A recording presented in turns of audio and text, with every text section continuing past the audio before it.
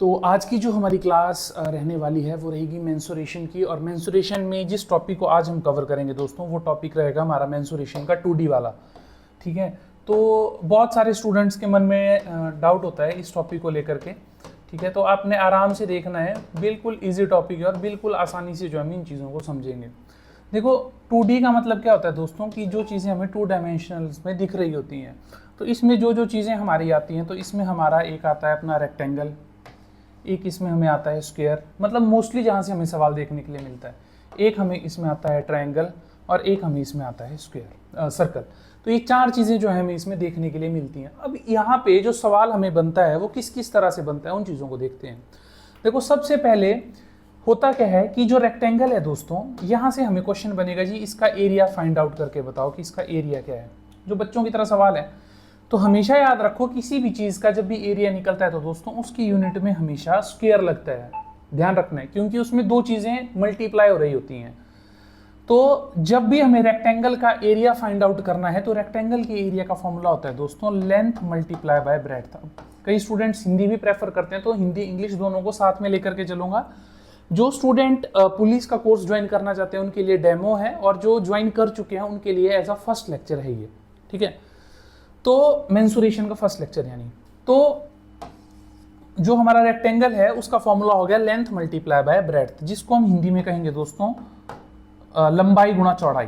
ठीक है, जिसको क्या कहेंगे हम, लंबाई गुणा चौड़ाई। क्लियर है। अब ये तो हो गया इसके एरिया का फॉर्मूला, लेकिन आपको इसके पेरीमीटर भी पूछा जाता है। पेरीमीटर होता है दोस्तों किसी भी डायग्राम के बाहर वाला जो होता है। तो इसमें वैसे तो फॉर्मूला रखने की कोई आवश्यकता नहीं है। करना क्या होता है कि जितनी भी साइड की आपको लंबाई चौड़ाई दी गई होगी उनको जोड़ना है। तो यहाँ पर 2 हमारे पास लंबाई है और 2 ही हमारे पास चौड़ाई है। तो इसके पेरीमीटर यानी परिमाप का फॉर्मूला जो बना वो क्या बना हमारे पास दोस्तों, वो बना 2 मल्टीप्लाई यानी ब्रैकेट लंबाई प्लस चौड़ाई ब्रैकेट क्लोज।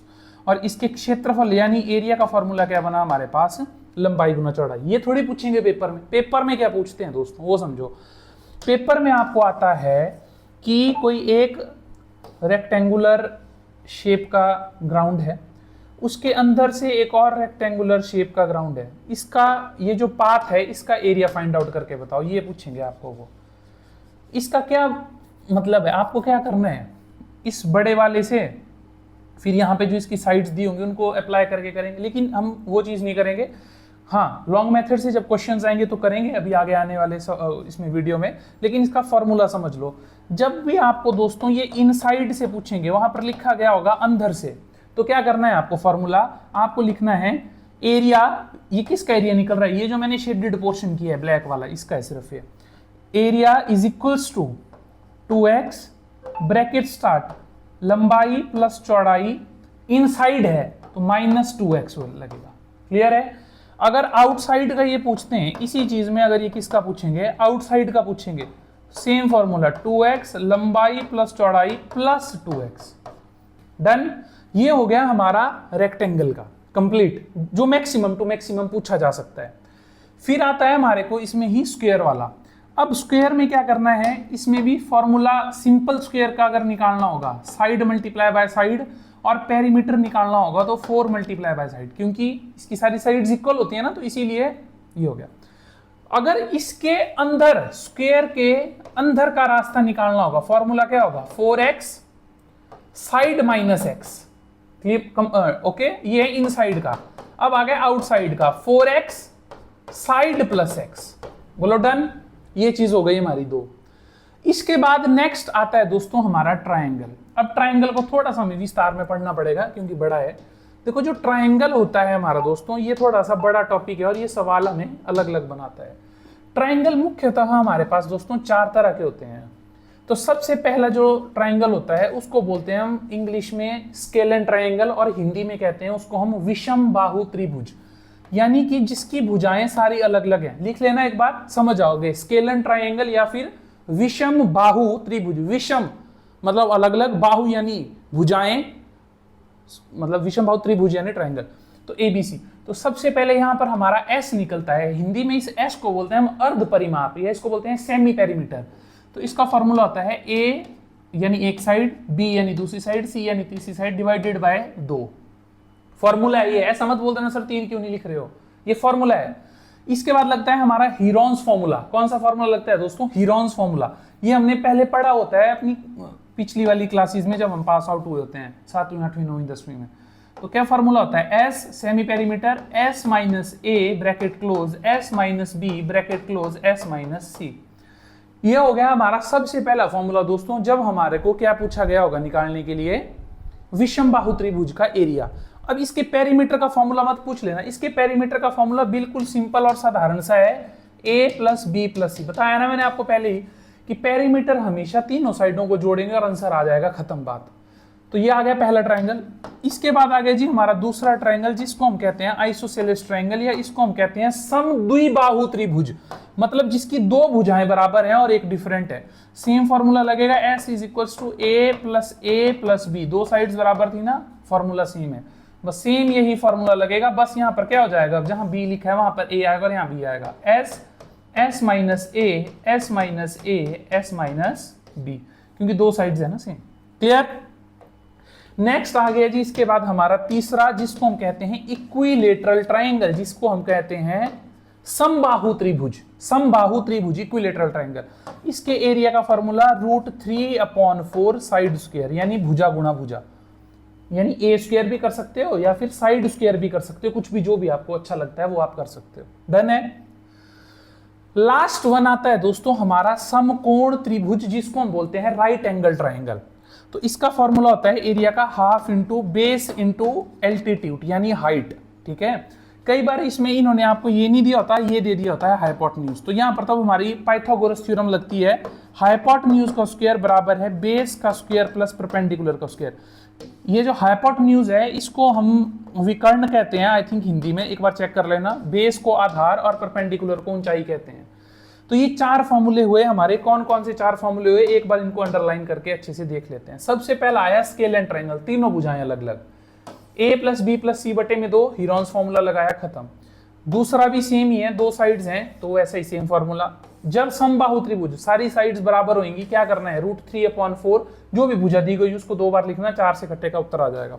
जब भी हमारे को समकोण त्रिभुज दिया गया होगा तो हम ये फॉर्मूला लगाएंगे, half into base into height. यहां तक मुझे उम्मीद है किसी स्टूडेंट को कोई डाउट नहीं है। लास्ट वन आता है दोस्तों हमारा सर्कल। ठीक है, तो सर्कल बिल्कुल इजी है हमारा। सर्कल मैं आपको बताता हूं, सर्कल का क्या है, सर्कल के दो फॉर्मूले होते हैं बस। सर्कल के सिर्फ दो फॉर्मूला है, उससे ऊपर नहीं है। सबसे पहला होता है सर्कल की सरकमफ्रेंस, अगर आपने बाहर बाहर से चलना है, ये एक तरह का पेरीमीटर टाइप है, तो इसका फॉर्मूला होता है 2πr। क्या फॉर्मूला होता है इसका? 2πr। समझाता हूं r क्या है। और इसका एरिया अगर निकालना होगा तो उसका फॉर्मूला है πr²। फॉर्मूला का क्या एरिया है? πr²। ये जो r होता है ये होता है किसी भी सर्कल के बिंदु बी सेंटर से लिया और उसके किसी भी साइड पर हमने एक लाइन लगा दी और उसको एंड तक टच कर रही होती है, उसको बोलते हैं r। r बोले तो रेडियस, इसको हिंदी में बोलते हैं दोस्तों हम त्रिज्या। जो किसी सर्कल के एक बिंदु से दूसरे बिंदु तक जाता है उसको बोलते हैं d, मतलब डायमीटर, उसको हिंदी में कहते हैं व्यास। उसको क्या कहते हैं? व्यास। दो फॉर्मूले याद रखने हैं दोस्तों, πr² और 2πr। जब हमारा इनका यूज क्वेश्चंस में होएगा तो आप ज्यादा अच्छे से कर पाएंगे। पहले सवाल की ओर बढ़ते हैं दोस्तों अपने। सवाल आपको बोला है इन्होंने, a path is 1 metre wide is built inside a square path of 30 metre along its sides, find the area of the. बस हमें और चाहिए नहीं कुछ भी इसमें करने के लिए। जब इन्होंने हमें एक बार बता दिया कि यहां पर क्या मामला है दोस्तों, स्क्वायर है, इनसाइड है, 30 मीटर है, क्या फॉर्मूला बताया था मैंने? 4x, बोलो 4x bracket start, side multiply by, sorry side inside है ना, -x, बोलो यही था ना। तो 4 को हमने किससे मल्टीप्लाई किया? 1 से किया, बन गया 4। 30 थी हमारी एक साइड, तो 30 - 1 किया हमने तो बन गया 29। तो 4 मल्टीप्लाई बाय 29। तो 29 को जब आप 4 से मल्टीप्लाई करेंगे तो आंसर आपके सामने होगा। 9 4 = 36, 4 2 = 8 और 8 और 3 11। तो ये बन गया 116। क्या बना? ध्यान रखो जो भी यूनिट्स यहां पर लगी हैं वो सेम होनी चाहिए। तो ये बना 116 मीटर स्क्वायर। अब 116 मीटर स्क्वायर बना एरिया। हमें कितना चाहिए? 70 रुपए ले रहे हैं 1 मीटर का। 116 का कितना लेंगे?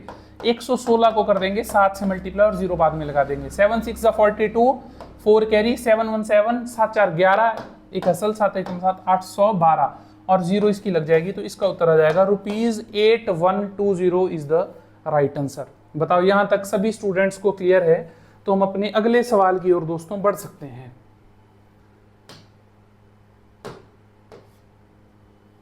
ठीक है, नेक्स्ट क्वेश्चन हमारा आ रहा है दोस्तों,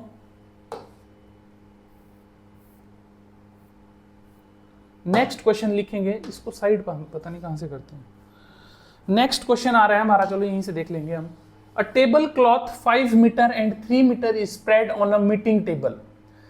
टेबल क्लॉथ है ये, टेबल मत सोच लेना, मैक्सिमम स्टूडेंट यहीं पर गलती कर रहे हैं। Spread on a table if 25 centimetre, हो गई गड़बड़, यूनिट्स चेंज हो गई, चेंज करनी पड़ेगी। The table cover is hanging all around the table, find the area of the table top. हमें सिर्फ टेबल टॉप का पता करना है। तो टेबल टॉप का पता करना है ना, तो सबसे पहले तो समझो कि ये टेबल का कवर है। क्लियर? अब टेबल का कवर 5 मीटर यहां से है, 3 मीटर यहां से है, तो टोटल एरिया वो कितना कवर कर रहा है? 15 मीटर स्क्वायर। अब 25 सेंटीमीटर है, तो सबसे पहले 25 सेंटीमीटर को मीटर्स में कन्वर्ट करो, तो वो बन गया 0.25 मीटर बन गया। अब 25 सेंटीमीटर ही वही साइड है, 25 सेंटीमीटर ही वही साइड है, 25 ही वही साइड है, 25 ही वही साइड है, मतलब हर साइड 25-25 है। तो 25 को कन्वर्ट कर दिया था हमने, वो बन गया था 0.25 बना था। इस साइड हर साइड 0.25 नहीं बना था, बोलो आपके सामने बोला ना इन्होंने कि इतना इतना कन्वर्ट हुआ था, तो मैंने लिख दिया 0.25 हर साइड है। अब 5 से 0.25 घटेगा, 5 से 0.25 इधर भी घटेगा, 3 से ही 0.25 घटेगा, 3 से 0.25 इधर भी घटेगा। घटेगा कि नहीं घटेगा? तो 0.25 को जब आप 0.25 से ही प्लस करते हैं तो कितना बनता है? 0.50, 5 में 5 0 10, 2 + 2 1, तो ये बना 0.50। क्लियर? अब यानी 5 से ही हमें 0.50 एक घटाना है, तो 5 से 0.5 घटाया तो ये बना 4.5, और 3 से ही हमें 0.5 घटाना है, क्योंकि 0.25 है, 0.25 है, तो ये बना 2.5। बोलो बना नहीं बना दोस्तों? करना क्या है? 45 को 25 से मल्टीप्लाई करो और आखिरी से 2 बिंदु लगा देंगे। 45 मल्टीप्लाई बाय 25, 5 5 = 25, 2 कैरी, 5 4 = 20, 22, 5 2 = 10, 1 कैरी, 4 2 = 8 और 9, 5 2 11, कितने हैं पॉइंट? 1 2, 1 2, तो 11.25 क्या आया दोस्तों हमारा? टेबल टॉप आया। ठीक है, 11.25 जो यूनिट लगी हुई होगी, मीटर में चले थे तो metre square is the answer. Next question आपके लिए है, करो जरा इसको। A garden is 120 metre long, 85 metre wide, it has a inside path of unified width 3.5 metre long around it. तो बताओ 50 पैसे है, कुछ भी नहीं करना है हमें इसको। ठीक है, तो आपको बता रखा है इन्होंने कि इनसाइड है, तो इनसाइड का फॉर्मूला है क्या? रेक्टेंगल है, तो इनसाइड का फॉर्मूला बताया था ना मैंने आपको, क्या होता है? क्या होता है? 2x, x की वैल्यू कितनी है? 3.5, ब्रैकेट स्टार्ट, 120 + 85 इनसाइड है, तो -3.5 कर देंगे हम। क्लियर? इस चीज को जब आप सॉल्व करेंगे, जो भी आपके पास आएगा उसको आपको पता लग जाएगा कि किस चीज का है वो। देन आपको उसको 50 से नहीं करना है मल्टीप्लाई, क्योंकि 50 पैसे बोला इन्होंने, तो पैसे को हमें रुपीज में कन्वर्ट करना पड़ेगा। तो जो भी आपके पास आएगा उसको 1/2 से मल्टीप्लाई करेंगे और वो आपका आंसर आ जाएगा। क्लियर है? तो दोस्तों इस तरह से जो है हमारी मैथ्स की क्लासेस रहती हैं।